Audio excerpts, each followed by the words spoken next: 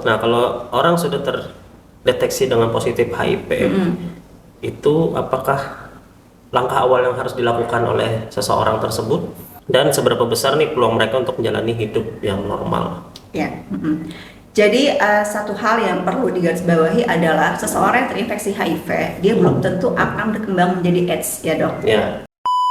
Nah kalau misalkan PMS atau IMS ini itu bisa menular lewat toilet umum nggak dok? Misalnya nih orangnya dengan PMS habis buang air, terus kita selanjutnya masuk situ buang air juga, apakah bisa? Ya, pertanyaan yang menarik ya dok. Jadi kalau dari kolam renang misalnya orang punya PMS? enggak.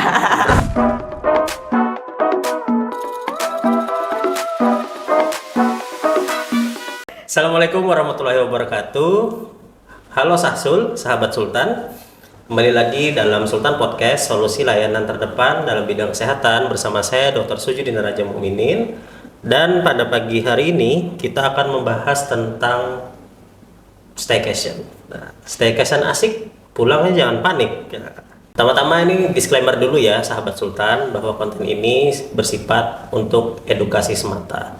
Nah, saat ini kita sedang memasuki akhir tahun, di mana lagi getol-getolnya nih mau liburan Nataru, liburan Natal serta Tahun Baru, dan juga kemarin pada tanggal 1 Desember itu kita memperingati tentang Hari AIDS sedunia.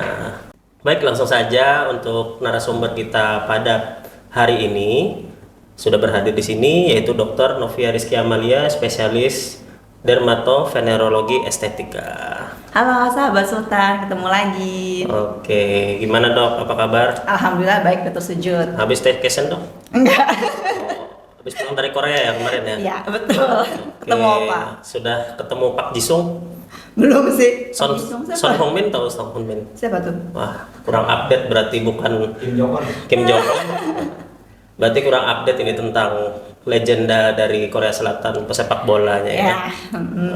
Udah ketemu siapa? Do ya. Do ya. Do Kyung So. Do Kyung So ya. Baik. Sudah kena angin Korea nih berarti. Sudah, alhamdulillah. Turun nih glowingnya nih karena udah lama nggak ke Korea lagi. Oh, masya Allah, tabarakallah. Ya dok, jadi hari ini kita mau bahas tentang staycation. Staycation, tentunya kita staycation harus dengan pasangan yang halal ya. Betul. Terus juga kita mau membahas tentang penyakit menular seksual. Iya. Oke dok, kita langsung saja ke segmen selanjutnya, yaitu tentang penyakit menular seksual. Iya. Sebenarnya itu tuh apa sih dok? Tentang PMS itu? Ya, jadi penyakit menular seksual atau infeksi menular seksual ya, biasanya itu kita singkat dengan IMS. Itu adalah suatu penyakit yang memang spesifik ditularkan melalui hubungan seksual. Nah, hubungan seksual di sini tidak hanya melalui penetrasi antara vagina, tapi juga bisa melalui anus, kemudian juga bisa melalui oral seks. Ya, jadi kalau misalnya macamnya itu memang banyak, tapi yang seringkali memang kasusnya itu banyak terjadi itu misalnya seperti HIV, kemudian sifilis atau raja singa, dan juga ada gonore dan juga kutil kelamin atau kondiloma acuminata. Itu tanda gejalanya seperti apa ya dok? Apakah bisa tanpa gejala atau gejalanya langsung berat atau bagaimana dok? Ya, jadi memang tergantung pada jenis penyakitnya lagi dokter Sujud. Ada memang beberapa jenis penyakit yang sifatnya itu asimptomatik atau tidak bergejala. Ada juga yang memang langsung menimbulkan gejala. Nah ini kan kita tergantung ya penyakit apa yang mau kita bahas nih. Misalnya saja gonore atau kencing nanah, ya kan ya. Kalau pada laki-laki kencingnya jelas pasti dia ada keluhan kencing bernanah. Jadi warna air kencingnya itu seperti nanah. Tapi pada perempuan, gonore itu seringnya asimptomatik atau tidak menimbulkan gejala sama sekali. Itu yang bahaya. Atau mungkin seperti keputihan ya dok ya? Ya, kadang-kadang seperti keputihan biasa. Jadi kadang-kadang kalau perempuan yang kena gonore itu dia tidak sadar kalau misalnya dia kena gonore. Kalau laki-laki biasanya dia akan langsung datang berobat. Kenapa? Karena kencingnya warnanya seperti nanah. Kalau misalnya kayak sifilis, itu kan beda lagi juga ya penyakitnya ya. Sifilis atau raja singa itu biasanya pasien itu akan datang. Kenapa? Kalau misalnya dia muncul ruam di seluruh tubuh yang tidak terasa gatal sama sekali, atau kadang ada luka di area kelamin yang tidak terasa nyeri sama sekali. Nah kalau misalnya kutil kelamin itu jelas ya, biasanya pasien pasti akan datang kalau misalnya memang dia ada muncul kutil di area kelamin. Oke, baik dok. Berarti PMS ini bisa kita sebut menularnya hanya melalui hubungan seksual, Betul. atau bisa, mohon maaf, seperti oral seks ataupun petting istilahnya. Ya, jadi kalau oral seks atau petting itu juga termasuk dalam hubungan seksual ya, Dokter Sujud ya. Petting itu kan dia hanya bergesekan saja, tidak masuk ya. Jadi tetap itu masuk ke dalam infeksi yang disebabkan karena hubungan seksual. Oke, baik dok. Nah, kalau misalkan PMS atau Ya. IMS ini itu bisa menular lewat toilet umum nggak dok? Misalnya nih orangnya dengan PMS Ya. habis buang air, Ya. nah, terus kita selanjutnya masuk situ buang air juga, apakah bisa? Ya, pertanyaan yang menarik ya dok. Jadi kadang memang sebenarnya tidak ada laporan tentang hal tersebut ya. Tapi apakah bisa? Masih ada kemungkinan walaupun kecil sekali ya dok ya. Masih ada kemungkinan bisa. Misalnya nih ya kasusnya nih seseorang itu dia punya luka di kelamin atau misalnya dia punya kutil di kelamin. Biasanya sih luka di kelamin itu mungkin dia lukanya menempel langsung pada area area toiletnya. Kemudian kita duduk tuh di atasnya misalnya kayak dengan posisi di area kelamin atau area pantat kita juga ada luka. Jadi harus ada luka terbukanya dulu. Oke, berarti ada tempat masuknya. Betul. Ya? Jadi ada tempat masuknya. Kalau misalnya tidak ada tempat masuknya ya dia tidak akan menular. Oke. Gitu. Atau bekas air kencingnya mungkin? Ya bisa kalau bekas masuk. air kencing bisa, tapi memang harus tetap ya di di mana di kitanya itu harus ada luka terbukanya dulu. Ya. Jadi misalnya ini saya Betul. toilet nih, orang habis pipis, ada bekas pipisnya, saya Ya. bersihkan pakai tisu, masuk lewat sini. Oh enggak dok. Misalnya tangan saya terluka, masuk lewat sini, apakah itu bisa dok? Kalau misalnya luka terbuka sih di mana luka terbuka di tangan? Di tangan misalkan, saya mau lap habis pipis. Ya. Ini orangnya kencingnya berdiri, berhamburan kesana kemari, ini saya bersihin pakai tangan. Jarang sih ya kasusnya ada Jarang, ya, ya. tapi memang masih ada kemungkinan walaupun sangat kecil ya dok, karena memang kalau misalnya tergantung lagi jenis infeksi menular seksualnya apa. Kalau misalnya kencingnya apa dulu nih, dia ada termasuk apa di dalam kencingnya, apakah misalnya virus HIV kah, apakah misalnya dia ada gonorek kah gitu kan ya. Dan perlu digarisbawahi bahwa kalau misalnya sesimpel misalnya kayak virus HIV ya, itu kan dia tidak bisa bertahan lama di luar. Ya, Berarti kena panas pun bisa. betul, mati dia tidak sendiri, bisa ya. bertahan lama. Jadi memang harus lewat hubungan yang intens, termasuk hubungan seksual di sini. Kalau dari kolam renang misalnya orang punya PMS, berenang, Enggak. kan kadang kita berenang tuh mitos itu. mau pipis di Iya. kolamnya itu mitos ya berarti. Ya? Mitos, karena memang infeksi menular seksual itu dia tidak semudah itu ya menularnya ya. Menularnya. Jadi memang menularnya itu harus melalui kontak yang benar-benar erat. Berarti harus Itu termasuk penetrasi hubungan ya? seksual. Betul. Oke. Penetrasi termasuk yang oral seks juga termasuk ya dok. Petting pun juga termasuk karena kan dia gesekan ya. Walaupun dia tidak menimbulkan luka yang besar, tapi kan tetap ada luka yang sifatnya mikro atau kecil. Nah itu yang bahaya. Oke, baik. Nah, selain pengaman Ya. atau kondom ya, nah itu kira-kira apakah ada cara pencegahan lain dok? Misalnya pakai vaksin atau bagaimana? Ya. Jadi kalau misalnya untuk utamanya tetap kita satu ya dok harus faithful. Jadi memang satu pasangan harus halal ya, tidak boleh berganti-ganti pasangan. Oke. Kemudian kalau memang saya tidak pernah merekomendasikan ya, ini hanya untuk edukasi, tapi lakukan hubungan seks yang memang aman, jadi dengan menggunakan kondom ya. Kemudian pencegahan lainnya itu ada dengan vaksin, tapi vaksin memang hanya bisa melindungi terhadap virus HPV saja. Nah, virus HPV atau human papilloma virus. Virus HPV itu kan dia menyebabkan kanker ya, kanker serviks, ya. kayak kanker anus juga bisa gitu kan, kondiloma acuminata juga bisa. Jadi kalau misalnya untuk pencegahan terhadap HIV atau penyakit MS lain seperti sifilis dan juga gonore sampai saat ini tidak ada vaksinnya. Tidak ada vaksin. Betul. Oke, baik. Jadi memang yang bisa dilakukan itu adalah vaksin HPV saja atau vaksin serviks ya. Oke. Nah, itu kita bisa lakukan baik pada laki-laki maupun perempuan. Kalau misalnya perempuan, terutama disarankan pada perempuan-perempuan yang belum pernah menikah atau belum pernah melakukan hubungan seksual. Oke, baik. Ya. Nah, kalau misalkan nih, mohon maaf, kan laki-laki itu kalau secara agama bisa menikahi lebih dari satu perempuan, otomatis dia akan bergaul dengan istri-istrinya. Apakah itu termasuk dengan seks bebas atau bagaimana? Misal hari Senin dengan Gantian ya, A, Dok. B, C, D. Iya. Atau seperti kayak saya pernah baca berita di Iya. Cina tuh punya belasan istri Iya. dengan anak yang banyak. Nah, itu apakah resiko potensi terjadinya PMS atau bagaimana tuh dok? Jawaban saya adalah tidak, Dok. Tidak. Kalau memang dilakukannya gini, walaupun dia misalnya punya istri maksimal 4 nih ya, kalau Islam kan 4 ya maksimal. Sebaiknya sih cukup 1 saja ya. Iya. Dia Iya, dokter sujud, iya. 1 aja pusing kan. Iya. Nah, jadi kalau misalnya dia 4, asalkan memang pasangannya pun juga tidak melakukan hubungan seksual yang beresiko, ya tidak akan ada masalah. Gitu loh. Jadi misalnya nih ya, seorang laki-laki dia menikahi perempuan yang tidak pernah sama sekali berhubungan seksual, kemudian dia pun juga hanya melakukan hubungan seksual hanya dengan istrinya, walaupun misalnya istrinya 4, ya aman saja. Karena mau dari mana nih sumber penularannya, ya kan ya? Oke. Jadi memang harus ada sumber penularannya dulu, dokter sujud. Berarti sebenarnya yang jadi sumber penularannya ini apa dok? Kalau misalnya kita berkontak atau berhubungan seksual dengan seseorang yang memang dia punya penyakit kelamin di situ. Misalnya nih ya, si A itu kan dia tidak punya penyakit kelamin sama sekali. Kemudian dia jajan keluar ke B misalnya, ternyata si B ini dia pernah melakukan hubungan seksual beresiko, berganti-ganti pasangan, di mana si B ini ternyata dia punya penyakit kelamin. Saat si A berhubungan dengan si B, otomatis dia akan tertular. Oke. Begitu. Berarti nggak boleh jajan gitu ya? Nggak boleh jajan, Dok. Jajan di Indomaret. Oh, jajan di Indomaret boleh, tapi kalau misalnya jajan yang lain jangan ya. Jangan ya, baik. Nah dok, ini kan tentang PMS tadi. Ya. Nah, kebetulan kemarin ada Hari AIDS sedunia tanggal 1 Desember. Ya. Nah, AIDS itu kan setelah dari awalnya HIV dulu nih dok. Betul. Nah kalau orang sudah terdeteksi dengan positif HIV, itu apakah langkah awal yang harus dilakukan oleh seseorang tersebut atau dengan ODHA ya kita menyebutnya ya. Nah, dan seberapa besar nih peluang mereka untuk menjalani hidup yang normal? Ya. Jadi satu hal yang perlu digarisbawahi adalah seseorang yang terinfeksi HIV, dia belum tentu akan berkembang menjadi AIDS ya dok. Ya. Ya kan ya.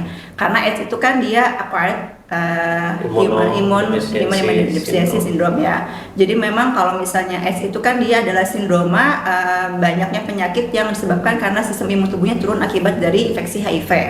Nah, kalau misalnya seseorang ini dia positif HIV, maka satu hal yang wajib sekali dilakukan itu adalah satu, mulai treatment ARV sesegera mungkin atau antiretroviral sesegera mungkin.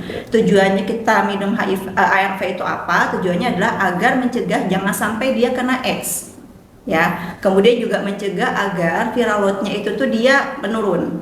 Agar viral load-nya itu semakin meningkat. Jadi kalau misalnya seseorang dengan infeksi HIV itu jumlah virus atau viral load di dalam darahnya itu bisa kok dok sampai tidak terdeteksi atau undetected. Nah, kalau misalnya dia sudah undetected, maka resiko dia untuk menularkan ke pasangannya pun juga akan minimal atau bahkan tidak ada. Gitu. Jadi memang tujuan utamanya itu. Dan apakah dia bisa hidup normal? Bisa, seperti biasa. Jadi tidak ada sama sekali kelainan karena dia belum sampai ke AIDS. Ya kan ya. Jadi memang dia kesehatannya pun juga bagus gitu. Banyak pasien-pasien yang memang dia kena HIV, kemudian viral load-nya sudah undetected, dia hidup normal, nge-gym kayak biasa, aktivitas kayak biasa, tidak ada masalah. Oh, gak ada masalah ya mas saat ini mas?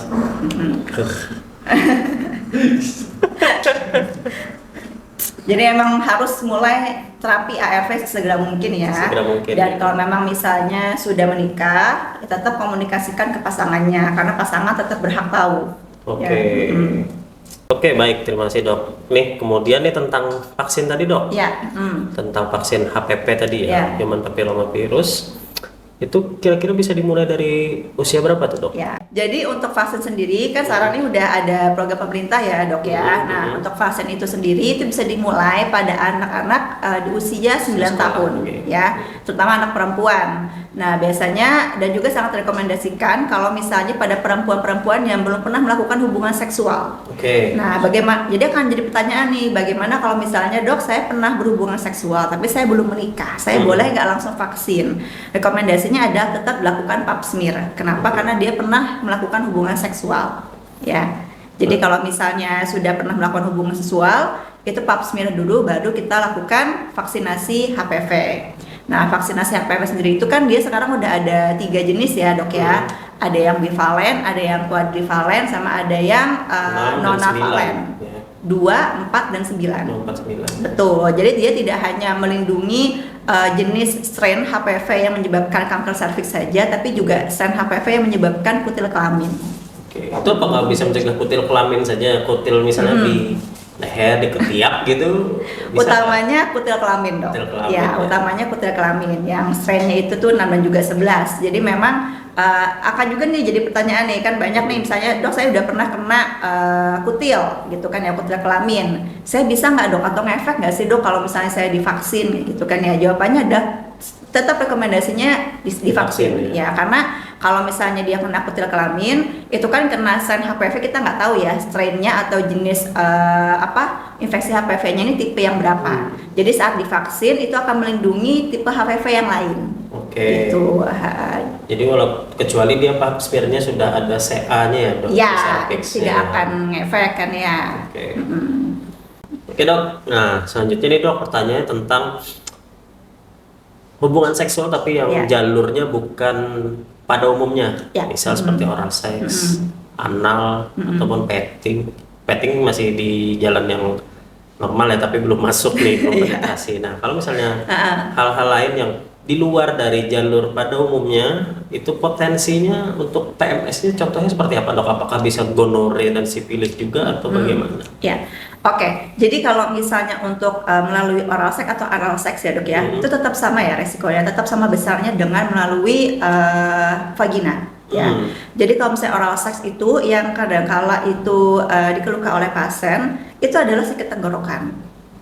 Nah, loh, kok sakit tenggorokan gitu kan dok? Iya, kok sakit tenggorokan? Jadi ada penyakit yang namanya itu faringitis GO atau faringitis gonore. Nah, itu adalah suatu gejala peradangan pada faring atau tenggorokan akibat infeksi dari bakteri gonore. Ya, jadi bakteri gonore itu dia tidak bisa hanya menyerang area kelamin saja dok, tapi dia juga bisa menyerang area tenggorokan, apalagi kalau misalnya dia melakukan oral seks. Nah, dan keluhannya itu apa? Keluhannya adalah gejala sakit tenggorokan. Nah, biasanya kita akan refer ke dokter spesialis THT untuk dilakukan pemeriksaan, dan memang banyak kasusnya dia udah dikasihkan obat sakit tenggorokan biasa misalnya kan ya, dia tidak ada ngefek, ternyata saat dilakukan swab, oh ternyata positif gonore. Karena dia ada riwayat perilaku seksual berisiko sebelumnya. Kemudian kalau misalnya oral seks juga, itu seringkali dikeluhkan pasien adalah herpes.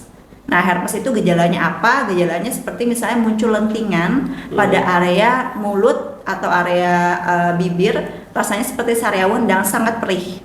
Kayak cacar ya bentukannya. Betul, cacar ya, seperti cacar bentukannya, dan itu sangat perih dan bisa berulang ya dok ya. Walaupun dia tidak, misalnya kontaknya sudah di stop nih gitu kan ya, dia bisa berulang karena dia virusnya itu sifatnya dia sembunyi atau dorman. Betul. Berarti kalau sakit tenggorokan gara-gara sering oral seks itu bukan amandel ya? Bukan. Apalagi ada nanah-nanahnya, terus muncul juga ya, seperti cacar di situ. Mohon segera dikonsultasikan karena butuh penanganan lebih lanjut. Ya, intinya kalau misalnya melakukan sebisa mungkin jangan sampai kita melakukan perilaku seksual yang beresiko. Kalau memang misalnya terjadi perilaku seksual beresiko, maka memang sebaiknya langsung periksakan saja ke dokter. Jangan malu untuk berobat ya sebelum terlambat. Oh, oke baik dok. Pertanyaan terakhir. Ya. Tadi kan membahas tentang gejala. Nah, gejala-gejala IMS atau PMS ini yang apa tadi? Pertanyaan paling sering tidak disadari. Oh ya. Gejala dari PMS ini yang paling sering tidak disadari oleh si penderita itu seperti apa dok? Baik, jadi memang kalau untuk gejala, biasanya kan memang pasien itu baru berobat kalau dia ada merasakan gejala ya. Iya betul. Nah, yang bahaya ini adalah kalau misalnya dia bergejala tapi dia tidak sadar. Nah, atau mungkin dia asimptomatik atau tidak ada gejala sama sekali, tapi dia bisa menularkan ke orang lain. Ya kan dok ya. Contohnya apa? Misalnya sifilis stadium awal. Wah, sangat Islami sekali HP Anda. Sorry, ulang ya. Misalnya apa? Misalnya sifilis stadium awal dok. Nah, sifilis stadium awal itu dia gejalanya adalah adanya luka yang sifatnya itu dia tidak nyeri sama sekali. Jadi kadang pasien itu nggak sadar, tapi saat dia melakukan hubungan seksual itu sangat menular ke pasangannya. Jadi dia sangat bisa menularkan pada pasangannya, dan dia nggak sadar kalau dia luka karena nggak nyeri. Ya kan ya, kalau misalnya dia nggak aware terhadap kelaminnya, dia nggak akan sadar kalau dia luka. Itu satu, sifilis ya, biasanya sifilis stadium awal. Atau sifilis yang memang dia Memang kalau sifilis ya memang dia pasti yang menular itu adalah sifilis stadium awal ya. Kalau misalnya gonore, nah gonore atau kencing nanah pada perempuan yang memang sering banget juga kadang tidak disadari. Keluhannya paling sering itu cuman keputihan pun juga kadang jarang dok. Jadi yang paling sering itu adalah nyeri pada bagian bawah perut. Oke, seperti orang nyeri kayak kencing, orang ya. nyeri haid Nyeri biasanya, haid, ya. betul. Nah, nyeri pada bagian bawah perut itu pada perempuan. Kalau untuk gonore yang seringnya itu juga kadang nggak disadari. Mungkin cuma dipikir mungkin sakit pinggang biasa gitu kan, atau mungkin cuma sekedar mau menstruasi aja nih. Padahal jangan-jangan mungkin itu gejalanya gejala gonore. Oke. Nah, itu yang kadang tidak disadari dan berbahaya. Kenapa dok disebut raja singa bukan raja harimau, raja hutan atau? Wah, kurang tahu ya itu ya. Kasihan sekali singanya nih. Iya. fitnahnya. Kenapa nggak raja gajah gitu ya? Iya. Oke, baik dok, sebagai penutup, Iya. kira-kira dari dokter Amal ada tips nggak dok atau nasihat untuk kepada para sahsul kita ini? Baik, para sahabat Sultan, Iya. tetap saran saya adalah satu, hindari perilaku seksual berisiko ya. Jadi memang tetap kalau misalnya sudah punya pasangan, tetap faithful. Jadi satu pasangan saja cukup ya. Karena kayaknya satu pasangan pun juga udah pusing ya dok ya. Iya. Ya kemudian juga kalau memang misalnya mau tidak mau nih, misalnya bukan terpaksa ya. Mungkin kecolongan ya melakukan hubungan seksual berisiko, segera periksakan ke dokter spesialis. Bisa dokter spesialis kulit dan kelamin. Dan jangan malu untuk berobat ya. Pengobatannya pun juga jangan ditunda-tunda. Kalau misalnya memang ternyata positif mengalami infeksi menular seksual dan sudah punya pasangan, maka harus dikomunikasikan ke pasangannya. Kenapa? Karena sifatnya menular terhadap pasangan seksual.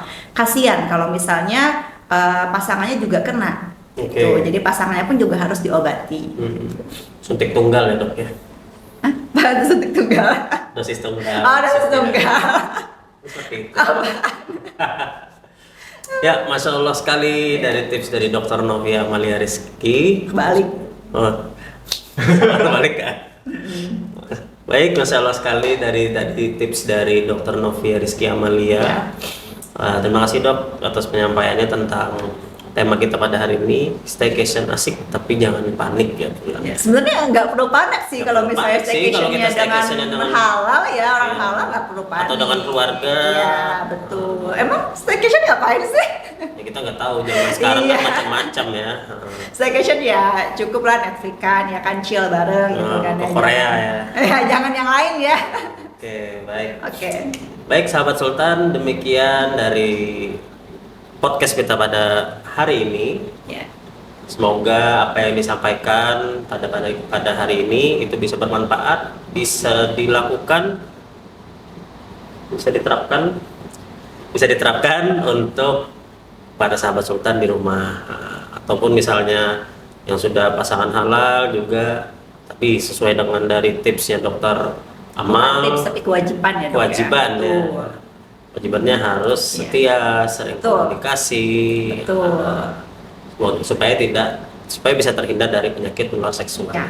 Jangan sampai. Jangan sampai ya, walaupun bisa diobati, tapi tetap Ya. lebih baik mencegah daripada Betul. mengobati. Oke, sekian. Semoga kita bisa kembali bertemu di podcast selanjutnya dengan tema Sultan Podcast pada hari ini. Saya sebagai MC ucapkan permohonan maaf bila dalam saat melakukan Kesalahan. pada saat melakukan wawancara dengan narasumber pada hari ini itu mungkin ada yang kurang berkenan, ada kesalahan, mohon dimaafkan. Demikian, terima kasih. Assalamualaikum warahmatullahi wabarakatuh. Waalaikumsalam warahmatullahi wabarakatuh.